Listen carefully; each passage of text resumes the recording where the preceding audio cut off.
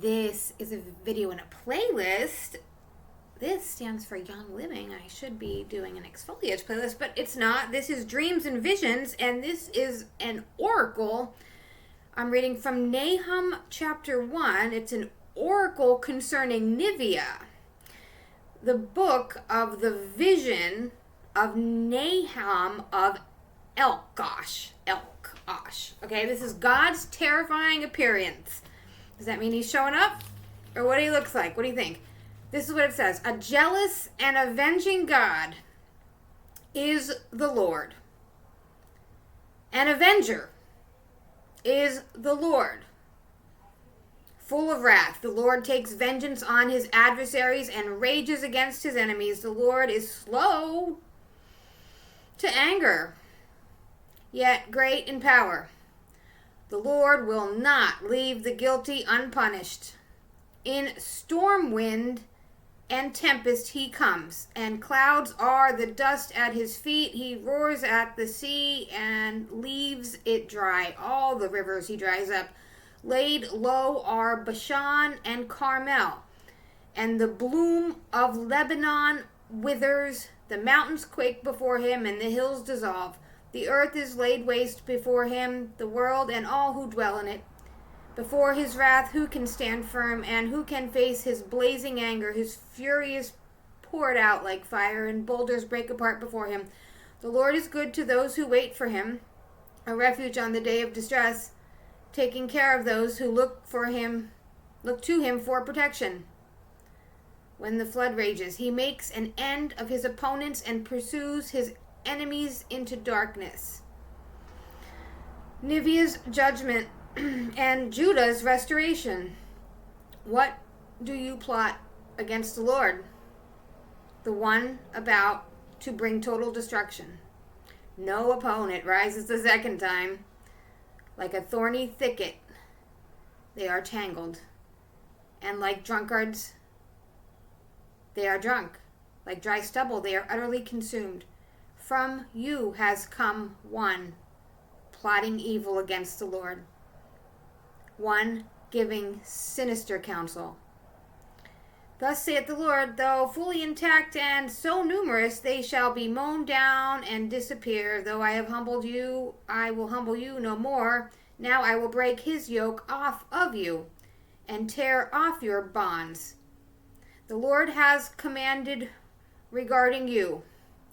No descendant will again bear your name. From the house of your gods I will abolish the carved and the molten image. I will make your grave a dung heap. Now I translated that to I will shit on your grave. That was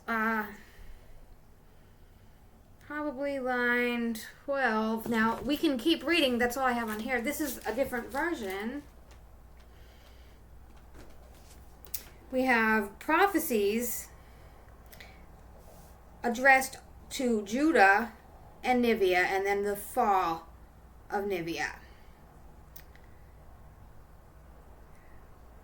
Chapter 2 is See over the mountains, the messenger hurries. Peace, he proclaims. Judah, celebrate your feasts.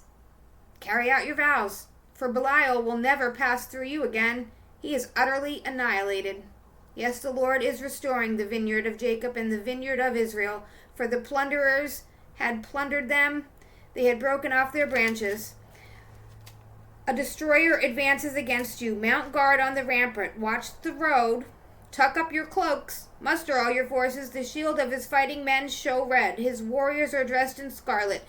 All the steel of the chariot flashes as they are thrown into battle. The horsemen are impatient for action. The chariots storm through the streets. They hurtle across the squares. They look like blazing flames. Like lightning, they dash to and fro.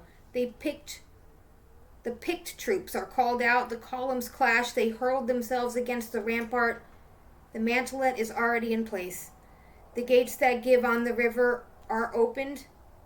In the palace all is panic.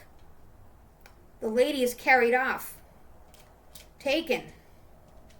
Into exile her handmaids raise the dirge with sighs like a moaning of doves and beat their breasts. Nineveh is like a pool whose waters are draining away.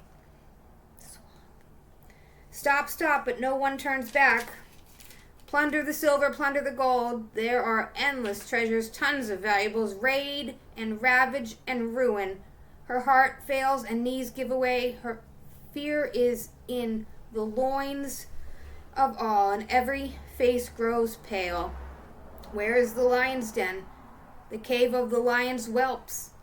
When the lion made his foray, the lioness stayed behind.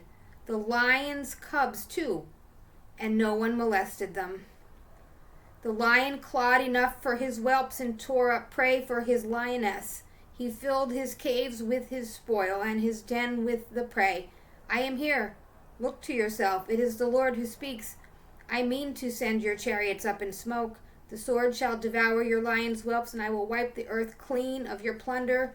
The voice of your envoys shall be heard no more.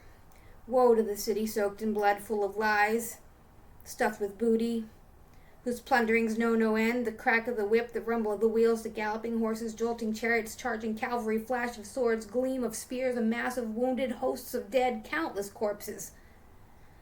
They stumble over the dead. So much for all the whore's debauchery, for that wonderful beauty, for that cunning witch who enslaved nations by her debauchery and tribes by her spells. I am here, look to yourself. It is the Lord who speaks. I mean to lift your skirts as high as your face and show your nakedness to nations, your shame to kingdoms. I am going to pelt you with filth, shame you, make you a public show, and all who look on you will turn their backs on you and say, Nineveh is a ruin. Can anyone pity her? Where can I find anyone to comfort her? Are you mightier than no Ammon, who had her throne beside the river, who had the sea for outer wall, the waters for rampart? Her strength was Ethiopia. Egypt, too. She had no boundaries. Men of Put and the Libyans were her auxiliaries. And yet she was forced into exile. She went into captivity. Her little ones, too, were dashed into pieces at every crossroad. Lots were drawn for her nobles, and all her great men were loaded with chains. You, too, will be encircled. You will be overwhelmed. You, too, will have to search for a refuge from the enemy.